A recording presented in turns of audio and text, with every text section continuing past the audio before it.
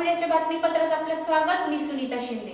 जे पाहिले तेच दाखवणाऱ्या प्रखर दयाने चालू घडामोडींचा आढावा घेण्यासाठी पाहूयात आजच्या हेडलाईन्स। आज मीडिया न्यूजचे सांगली प्रतिनिधी गणेश अनिल भोसले यांची निवड नॅशनल मीडिया न्यूजच्या तालुका प्रतिनिधी म्हणून निवड करण्यात आली असल्याचे नॅशनल मीडिया न्यूजचे जिल्हा प्रतिनिधी अरुण मोडक यांनी जाहीर केले। निवडीचे पत्र त्यांना देण्यात आले।